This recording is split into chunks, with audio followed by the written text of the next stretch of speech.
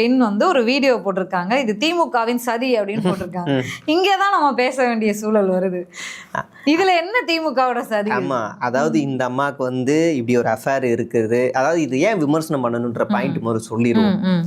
இப்ப அந்த பொண்ணுக்கும் விருப்பம் இருந்து அவருக்கும் விருப்பம் இருந்து 2 பேரும் திருமணம் ஆனவர்கள், வேற வேற திருமணம் ஆனவர்கள். ஆனாலும் இவங்களுக்கு விருப்பம் இருக்கு அப்படின்னா அவங்க 2 பேர் பிரச்சனை, அது குடும்ப பிரச்சனை. நம்ம பேச வேண்டிய அவசியம் இல்லை. அந்த பெண்ணுக்கு விருப்பம் இல்லாம அவர் போய் நிர்பந்தப்படுத்தினா கூட நம்ம பேச வேண்டிய அவசியம் இல்லை. இங்க ஏன் நம்ம விமர்சனம் வைக்கிறோம்னா, அந்த பெண்ணுக்கு பதவி தரேன் அப்படின்னு சொல்லி, கட்சியில பதவி தரேன்னு சொல்லி தன்னுடைய ஆசைக்காக என்னங்க சொல்லியிருக்காரு. அப்ப நம்ம விமர்சனம் வைக்கலாம், தப்பு கிடையாது. அப்ப இந்த விமர்சனங்களை நம்ம வைக்கிறோம். இந்த பெண் வந்து சொல்ற குற்றச்சாட்டு இருக்குல்ல, என்னமோ இவங்க வந்து நான் ஒரு 4 வருஷமா திமுக காரர் வந்து இவர் வீட்டு எதிர்க்கல வீடை வாடகைக்கு எடுத்து தினமும் ஜன்னல் வழியா பைனாகுலர்ல பாத்துக்கிட்டு ஓகே வந்துட்டாங்க, ஓகே கரெக்டா இவர் உள்ள போகும்போது ரஷ்யா உக்ரைன் போர் நடந்துகிட்டு இருக்கும்போது அந்த ட்ரோன்லயே வந்து அடிச்சு சுட்டிருக்காங்க.